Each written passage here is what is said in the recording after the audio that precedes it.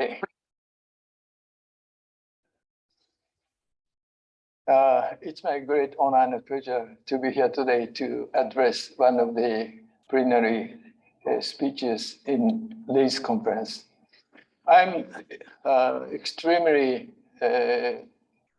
excited because I have been away for a long time from SPIE meeting. The last one I attended was 1980, 40 years ago. That was held in San Diego. And at that time, in conference room, there are very few people, chairman and speakers. Everybody went to shore to look at the native pelican come flying. In any case, today I am going to talk about surface emitting laser VCSEL from the beginning until today. What is VCSEL? It is a vertical cavity surface emitting laser.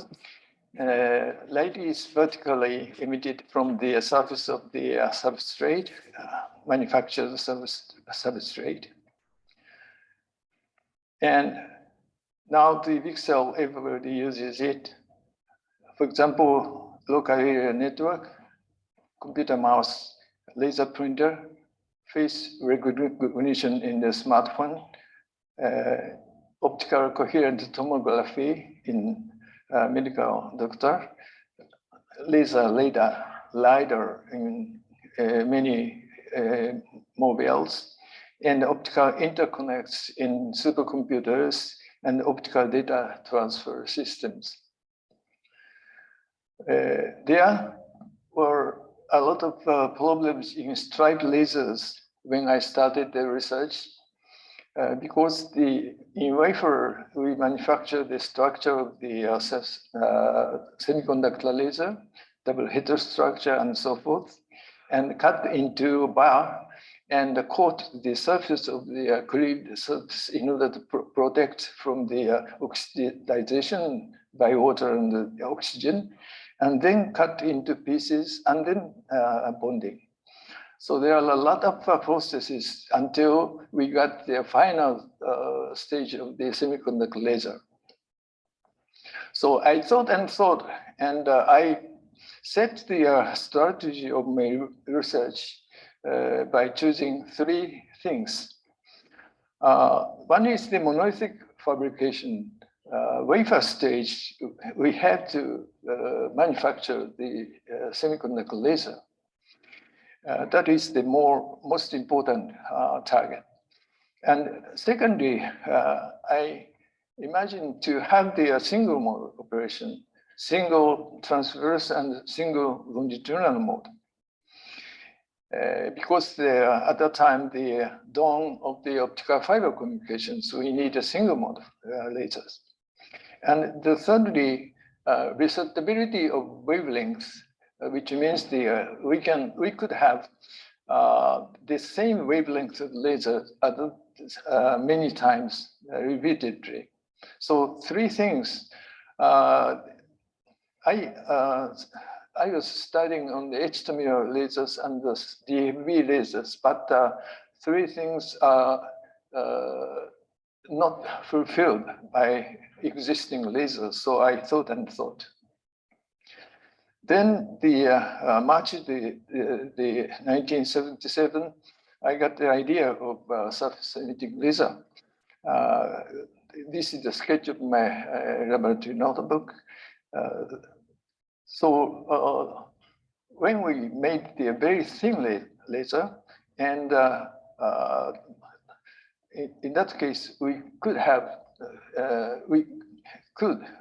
fulfill the three strategies. So thing is, changed the line to phase 1D to 2D, and from horizontal to vertical. It's a drastic change of the structure. So in the case of my idea, there is a wafer, and we manufacture the inside of the structure by crystal growth and preliminary processes. And then we already have the laser itself in the wafer stage. So we could check the laser characteristics without separating into pieces. So at that time, everybody can be raised. And also, we could have the simply cut into pieces for one die for applications. The first presentation was in 1978, at the time of the spring meeting of Applied Physics Society in Japan. I stated every concept of the surface emitting laser in this paper and tried to make it. Unfortunately, it didn't lace, just a LED operation at the time. 1 year later, we achieved the first lasing by the use of indium phosphide material emitting 1.2 micron. Unfortunately, very large threshold, several hundred ampere pulse, and at low temperature, say 77 Kelvin. So we need another 10 years to get the continuous wave operation at room temperature. We tried many things to get the CW operation. One breakthrough was the very thin laser, say 6 micron in the cavity length. This was made by etching the indium phosphide substrate off by remaining only a double header structure in the middle. Electrically pumped and clear surface emission mode was observed, say circular beam, single mode, linear polarization, and very narrow beam divergence. So I obtained the confidence that the surface emitting laser can make it, unless the operation temperature. We need another several years to get the CW. By the way, this is the top view of the etched laser.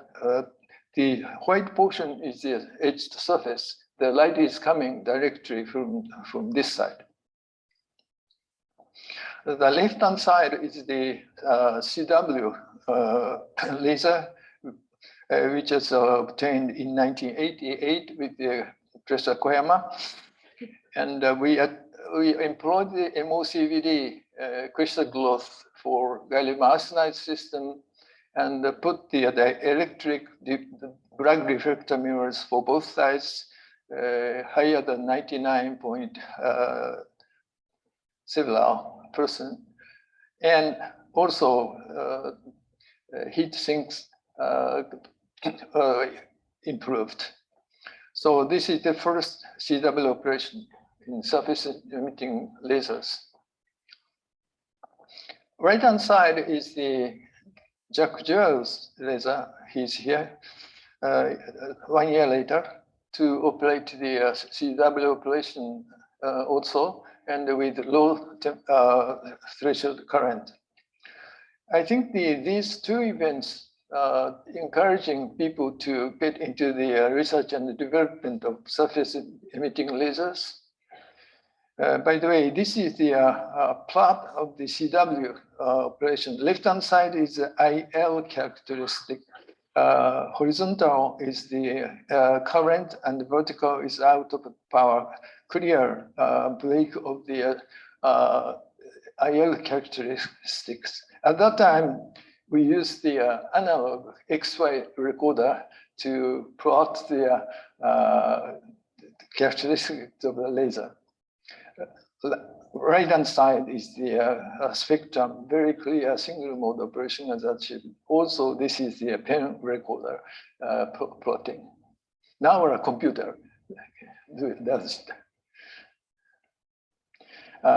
Left-hand side is Koyama and myself at the time of room temperature stable operation in the experimental room. After these experimental results, the turning point we met. So,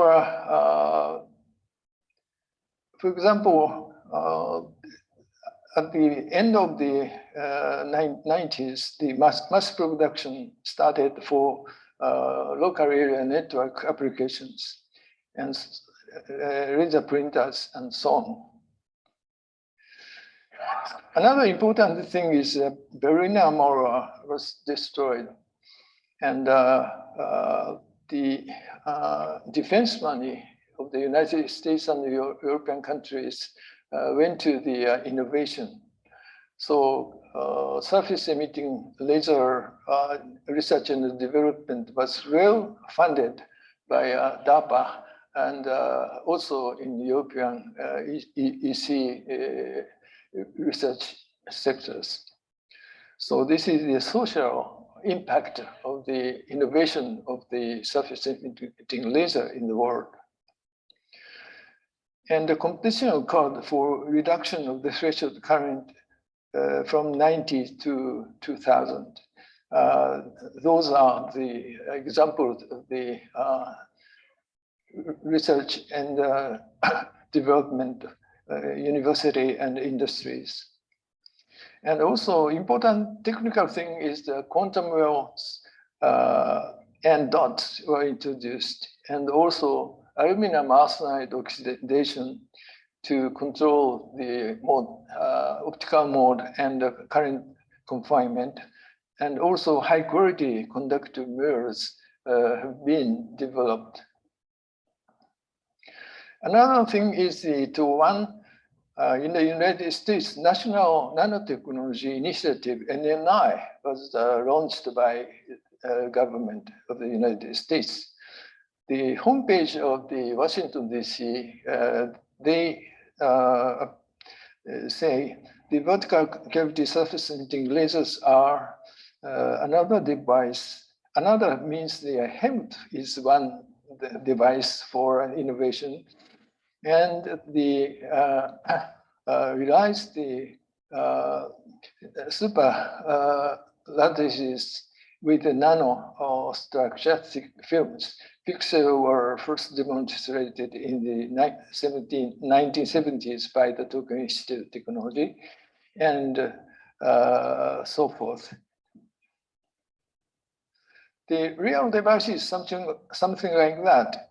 We use the quantum wells, 3 quantum wells in usual, and both mirrors are sandwiching the quantum wells to confine the optical mode. And also we use the aluminum arsenide oxidation or some other things to control the current into very small, small means about 3 micron or 2 microns in the case of single mode lasers, and 10 microns for multi-mode lasers. In any case, we have to confine the current into a very small disk, and also optical mode should be confined in the small disk. So there is, in general, scaling law of semiconductor lasers or lasers in general. The threshold current is proportional to active layer active volumes, VA. So if we reduce the volume of the active layer, we can have the very small threshold current. Actually, that active volume could be small. Compared to the stripe laser, 100 or 1,000. So we could make the very small threshold laser 100th or 1,000th compared to the stripe lasers. And also resonance frequency, that means the modulation capability is proportional to the square root of the inverse of the active volume. So that means the small volume can get the higher modulation frequency. And also tuning range, we say sometimes FSR is inversely proportional to the cavity length. So when we make the cavity length as small as 1 microns, the FSR, free spectral range, could be very large. That means only one resonance could be obtained for laser cavity. So in terms of the materials, almost all the wavelength band can be covered for surface emitting laser blue to infrared at this moment. This is the demonstration of the surface in red color surface emitting lasers by Toshiba Hataguchi-san provided me. And this one very beautiful round shaped beam could be obtained like this. And wafer, this is the 3-inch wafer, and we could have the 50,000 pieces of VCSELs from 3 inches. Right now, expanded to 6 inches and 8 inches more, and for 6 inches, about 10,000 wafers are produced for surface emitting laser per year right now. When we consider the threshold current, the horizontal axis is the active layer diameter, and when we make the around 1 micron, then we could have the about 10 microampere of the threshold current. So when we carefully design the laser structure, we could have the 10 or several microampere of device could be achieved. Experimentally, almost done. This is one of the interesting structure grown on 311B substrate. This device was able to control the polarization clearly, because differentiation of the gain one direction to the other due to the tilted substrate.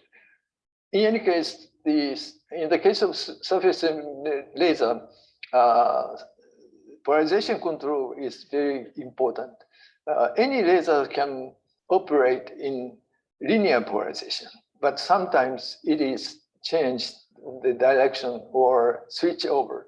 So in the real devices. So in the application, polarization dependent applications, we could control the polarization very stably. So we are making some other ways, for example, using some grading or this kind of the tilted substrate to control the polarization of surface emitting lasers.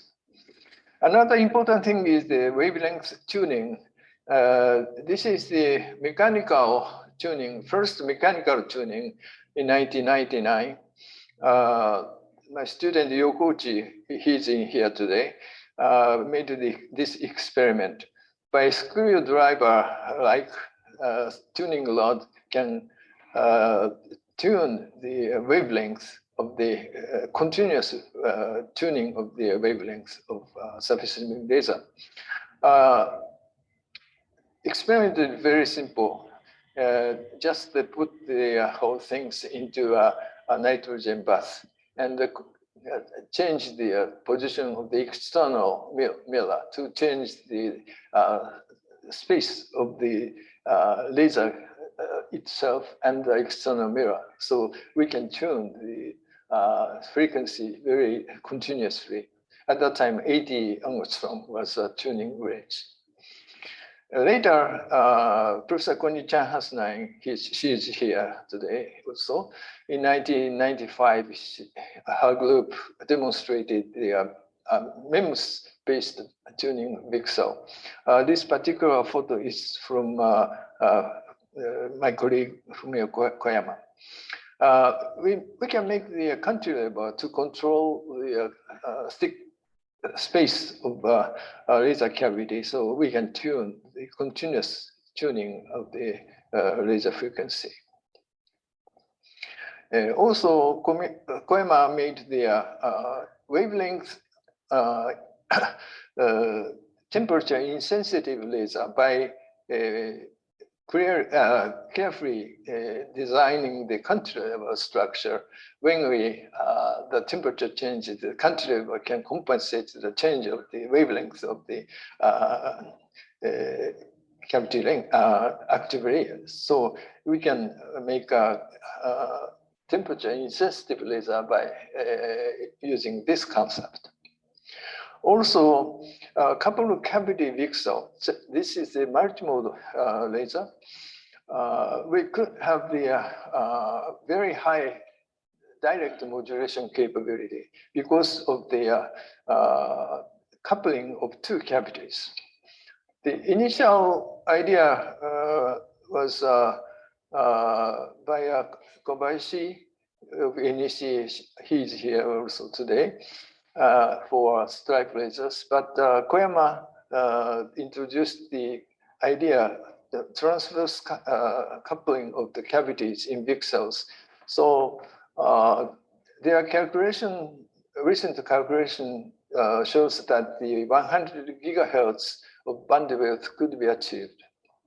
Now this is the simulation, and maybe 100 gigabits per second direct modulation could be achieved. Now experimentally 40 gigabits is already demonstrated. Another thing is the amplifier. In the case of the surface emitting laser, the active layer is very thin. So normally very difficult to make an amplifier. But Koyama's idea is to use the same structure as VCSEL, but tilted slow light propagation of the light through the cavity. In addition to this slow light, to meet the light wave to active layer, amplified layers many times, and also folded path is very helpful to increase the amplification. Nice thing is there is no saturation. This is very different from the semiconductor laser amplifier, because the semiconductor laser amplifier saturates, because light is accumulated at the end of the device, and then the gain is saturated. But in this case, this is a leaky waveguide, so light wave is coming out all the way, so no saturation inside the optical amplifier. So we could have the large amount of output power by using this kind of folded path layout. Right now, 4.4 watt for both sides. And if we scale up to 5 times 5 millimeter, then we could have 100 watt by this kind of optical amplifier. Another interesting thing is the high contrast grading VCSEL demonstrated by Professor Konin-chan Hasanai. There are a lot of sessions in this conference, and many papers are being presented in this particular structures. The story is the right-hand side. We use the very narrow grading, high contrast grading. So this is something like a window of the microwave oven to reflect the microwave into the oven. Do not protect to the leakage from the outside. So this is this could provide the very thin, high contrast, high reflective mirrors in surface laser. And they produced a lot of activities many of the wavelengths by using the HCG-VCSELs. When we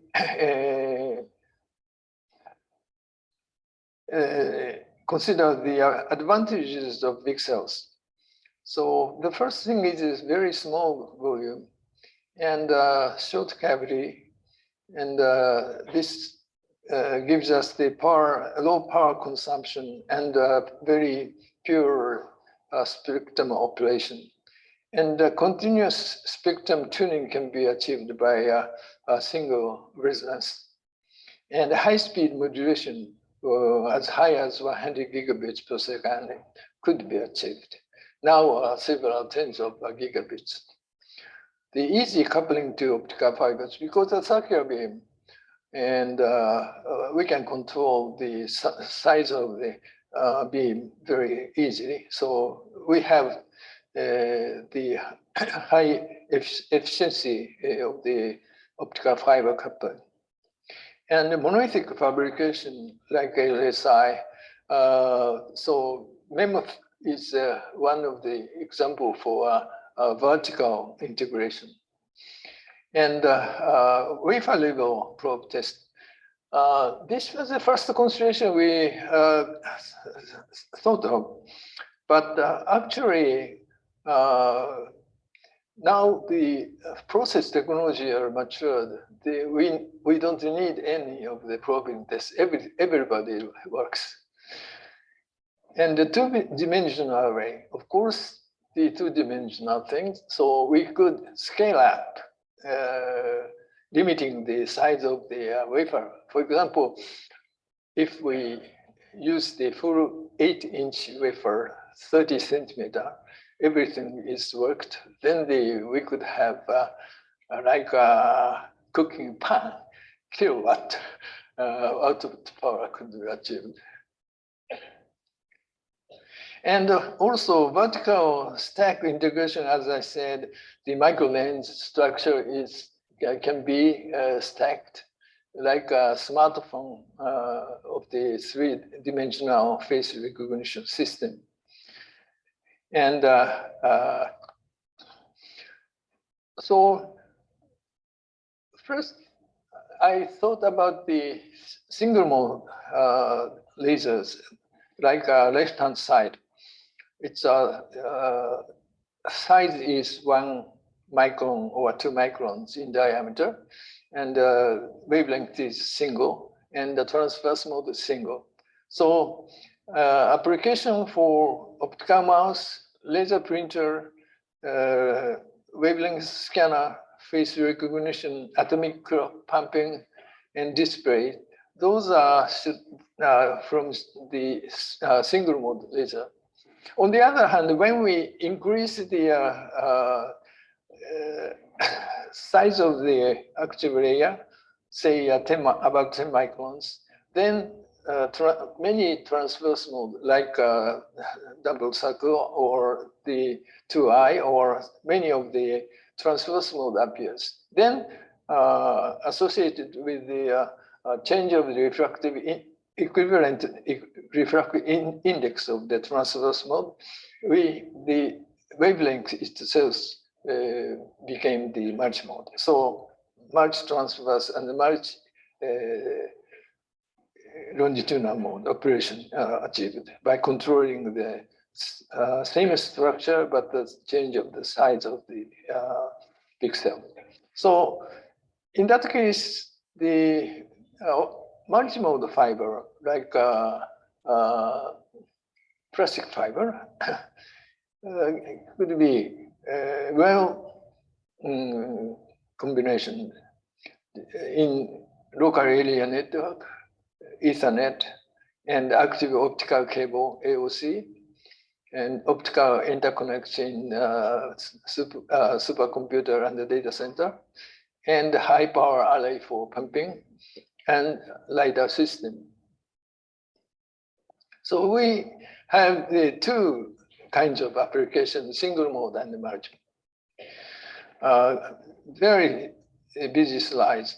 And example of applications, laser mouse and AOC and the displays, and optical coherent tomography, and the supercomputer, and the laser printers, and the smartphone face recognition system.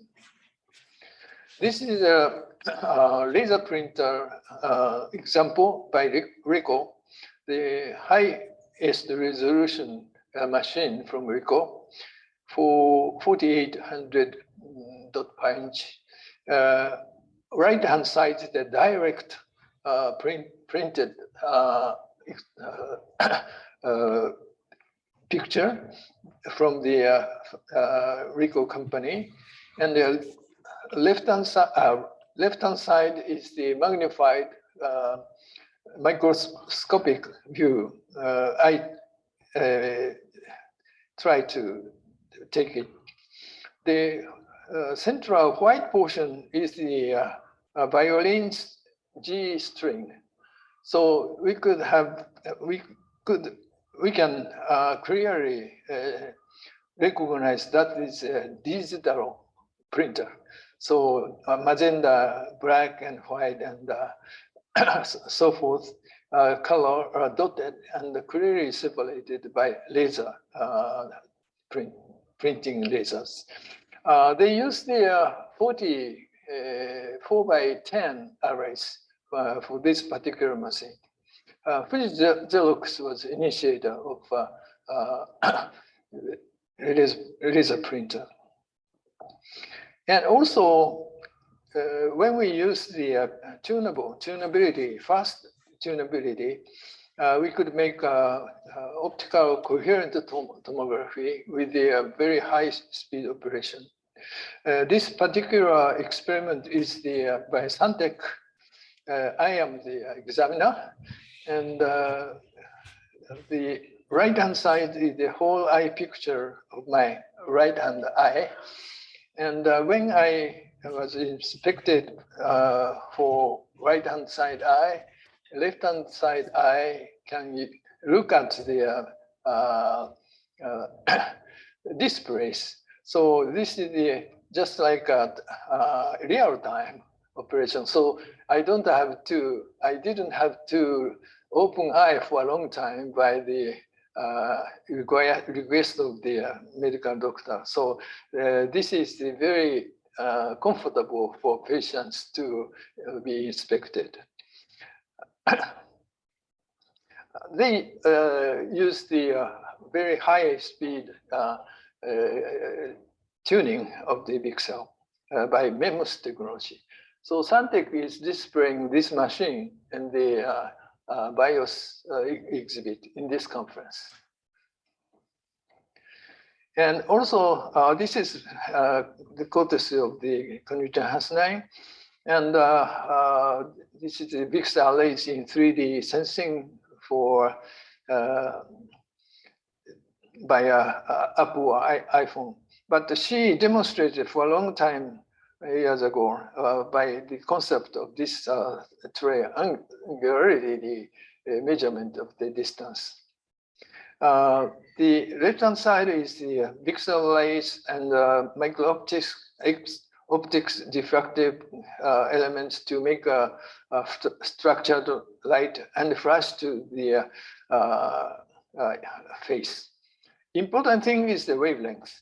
She said the best wavelength is 940 in order to eye protection and the silicon CMOS camera and the water absorption and so forth. This is the iPhone 10, starting iPhone 10 and iPhone 12. They demonstrating the existence of VCSEL inside the iPhone camera for three-dimensional Face ID. Also, one is the structured light flash sensor for 3D recognition. And another thing is the bottom side, this scanning sensor. Professor Koyama is doing this kind of scanner sensor by using the scanning beam. So we could detect the three-dimensional thing by scanning, and the curve of the cross-sectional view could be detected. So for this purpose, this is the example of the experiment. The stepwise surface can be scanned by experimental system, lasers and the CMOS cameras. So the bottom side of the picture is the result of the stepwise three-dimensional result. This is the device, the slow light structure, and when we tune the input wavelength, the resonance is differentiated. So this output beam is scanned, changed that direction. This is the principle. And one application is a LiDAR using one-dimensional fan beam steering. So in the future, all of the mobiles are using this kind of things. For example, this is the experiment of 3D imaging by VCSEL Scanner. In the corridor of the experimental room, there is some toy, and clearly observe the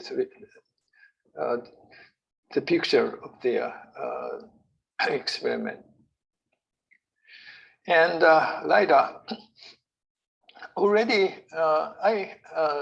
robot Roomba is installed by VCSEL LiDAR, 5mm cube size camera already. So it is a very clever application, because